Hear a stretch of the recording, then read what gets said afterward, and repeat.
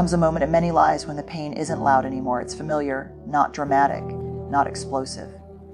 Just quietly exhausting. You tell yourself it's not that bad. You explain away tone, dismissive words, broken promises. You shrink your needs so the room feels calmer.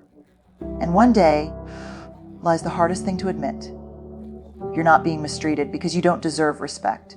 Tolerating disrespect because your nervous system learned that this is what love feels like. This isn't weakness. This is adaptation. This is survival that never got updated.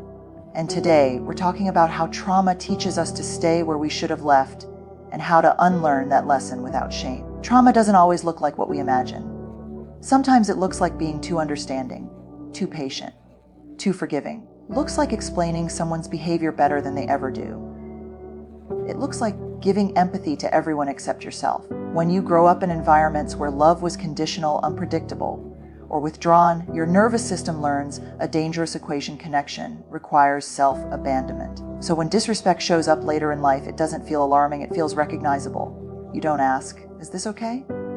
You ask, how do I make this stop without losing them? And here's the quiet truth most people never say out loud. We tolerate disrespect not because we don't see it, because our body associates confrontation with danger. So you stay calm when something hurts. You minimize your reaction. You call it maturity, but inside, something is slowly going numb. Over time, disrespect becomes normalized. Not because it feels good, but because it feels survivable. But here's the turning point. It doesn't begin when you finally become strong enough to demand respect. It begins when you realize that your discomfort is not an overreaction. It's information. That tightness in your chest, that heaviness after conversations, that quiet resentment you can't shake.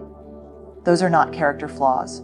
They are boundary alarms. Learning to stop tolerating disrespect isn't about becoming aggressive or cold. It's about becoming honest enough to say, this cost me too much. The bravest thing you'll ever do is disappoint someone who benefited from you having no boundaries.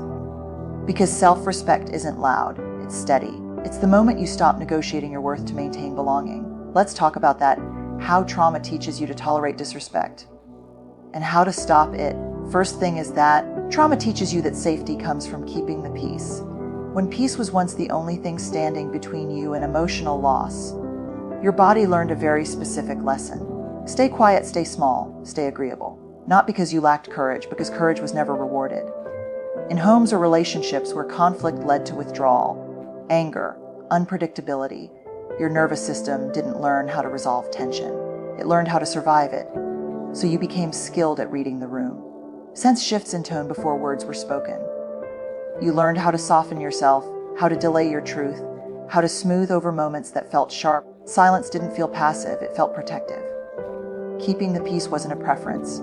It was a strategy that once kept you connected. But the cost of that strategy shows up later in subtle, painful ways. You begin to confuse calm with safety. You stay in conversations where something inside you is tightening, telling yourself it's better not to make a fuss. You override your discomfort because your body still believes that speaking up risks abandonment. And over time, being easygoing becomes a quiet form of self-erasure. Here's the difficult truth that healing asks us to face with compassion. Discomfort is not danger. That surge of anxiety when you consider setting a boundary is not a warning sign. It's an old alarm going off in a new situation. Body is remembering a time when honesty had consequences. But the present moment is asking you to update that memory. Boundaries feel frightening not because they are wrong, because they are unfamiliar. They challenge a nervous system that learns safety through silence. And yet every time you choose peace over truth, body learns that it must disappear to belong. Real safety, the kind that allows you to breathe fully and show up honestly, cannot be built on that kind of disappearance. Learning to stop keeping the peace doesn't mean becoming confrontational or harsh. It means allowing yourself to be seen even when your voice shakes, trusting that the right connections will survive your honesty. And perhaps most importantly, it means choosing a deeper kind of peace, the kind that comes from staying intact even if the room gets uncomfortable. Because peace that costs you yourself is not peace. It's survival wearing a softer name. Is that trauma convinces you that your needs are too much. There is a particular kind of shame that forms when, early on, your needs were met with sighs, silence, subtle rejection, not overt cruelty, just enough dismissal to teach you a lasting lesson, wanting more risks, losing love. So you learn to ask less, to need less, to swallow longing before it reached your lips. Over time, your needs didn't disappear, you simply stopped trusting them.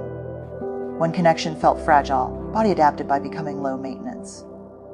You learned to praise yourself for being understanding, for not asking for reassurance, for handling things on your own. You called it independence, but underneath it was fear. Fear that needing care would make you a burden. Fear that your feelings would tip the balance and cost you belonging. So when your needs arise now, as they always do, you don't hear them as information. You hear them as an accusation against yourself. You tell yourself you're sensitive, dramatic. You apologize before you even speak. And slowly, almost invisibly, you begin to participate in your own neglect. Not because you don't value yourself, because you were taught that love had limits and you were responsible for staying within them. But here is what trauma never taught you: needs are not flaws, signals. They are your body and heart communicating what allows you to stay present, open, and connected. When you ignore them, you don't become stronger, smaller, and no relationship built on your shrinking can ever truly feel safe. Unlearning this requires a radical shift in how you relate to yourself. It means noticing the reflex to apologize for wanting care and gently interrupting it. It means allowing your needs to exist without immediately ranking them as reasonable or excessive. It means practicing the belief that needing reassurance, clarity, affection, rest does not make you demanding, it makes you human. Respect begins the moment you stop negotiating your worth through self-denial. It grows when you speak your needs without bracing for rejection. And it deepens every time you stay with yourself instead of abandoning yourself for the comfort of others. Are not too much. You were simply taught to survive in spaces that couldn't hold your fullness. And healing is learning that you no longer have to earn care by disappearing. Another important thing is trauma normalizes inconsistency. When love arrived inconsistently, sometimes warm, sometimes distant, sometimes entirely absent, nervous system learned to stay alert. You became attuned to small signs of approval, tiny gestures that felt like relief after long stretches of uncertainty. Not because you enjoyed instability, but because unpredictability trained your body to equate relief with love. In those early experiences, connection wasn't something you could count on. It was something you waited for, watched for, worked for. So when affection appeared, even briefly, it felt powerful. And your body learned to bond not to steadiness, but to the emotional spike that came from finally being seen after feeling ignored. That pattern doesn't fade on its own. It follows you into adulthood, quietly shaping what feels familiar. You find yourself staying in relationships where care is intermittent, just often enough to keep hope alive. You reinterpret inconsistency as complexity. You tell yourself that intensity means depth, that the highs prove the bond is real, when the lows leave you anxious, confused, and self-doubting. What trauma does so subtly is this: it trains you to call anxiety chemistry and uncertainty potential, to chase moments of closeness the way you once waited for love to return. And each time it does, your body says, see, don't leave, it came back. Healing asks you to look at a harder truth with compassion. Love that disappears and reappears is not mysterious, it is destabilizing. Nervous system doesn't relax in unpredictability, it stays hypervigilant. And no matter how intense the connection feels at times, consistency slowly erodes self-trust and self-worth. Unlearning this means redefining what good feels like. Consistency may seem boring at first because your body is not used to calm. Steady care doesn't create adrenaline, it creates safety. And safety, to a nervous system shaped by trauma, can feel unfamiliar, even suspicious. So the work becomes learning to pause when someone shows up only on their terms, to notice how your body feels after the highs fade. Learning to stop romanticizing crumbs, just because you once survived on very little. Consistency, not intensity, of respect. Presence that doesn't fluctuate based on mood, convenience, or fear. Care that doesn't need to be chased. If respect is only available sometimes, a gift, it's a gamble. And healing is choosing relationships where your nervous system no longer has to guess whether love will still be there tomorrow. And when trauma trains you to over-empathize with harm, there is a particular kind of tenderness that forms when you had to understand others in order to stay safe. Early, how to read pain in people, how to sense what they were carrying, what might set them off, what they needed in order to stay regulated. Wasn't just a strength, it was a skill that kept you connected. And over time, that skill became part of your identity. So now, when someone hurts you, first instinct isn't anger, it's understanding. You look for the story behind the behavior. You see their fear, their history, their unhealed wounds. Yourself, they didn't mean it. That they're trying, that life has been hard on them. You extend grace quickly and endlessly, faster than you allow yourself to feel the impact of what just happened. This is how trauma quietly rewires empathy into self-abandonment. Become so fluent in compassion that you bypass your own pain. You excuse sharp words, broken promises, emotional absence, not because they don't hurt, because you've learned to make sense of harm instead of responding to it. Understanding becomes a way to stay connected when connection is costing you your sense of safety. But empathy, when it has no boundaries, asks you to absorb pain that doesn't belong to you, teaches you to tolerate what should be addressed, and slowly, the message sinks in: their suffering matters more than my well-being. Not because you believe that consciously, because your nervous system learned that staying attuned to others was the price of belonging. Healing invites a difficult but liberating reframe. Understanding someone's wounds does not require you to accept their behavior. Compassion does not mean access. And love does not ask you to stay where you are repeatedly harmed. Setting boundaries in this space can feel cruel at first, because you were taught that leaving or limiting contact is a failure of kindness. But in truth, are how empathy becomes sustainable. They are how you stop confusing patience with endurance. You are allowed to say, I see your pain, and I can't stay here, are allowed to hold empathy in one hand and self-respect in the other.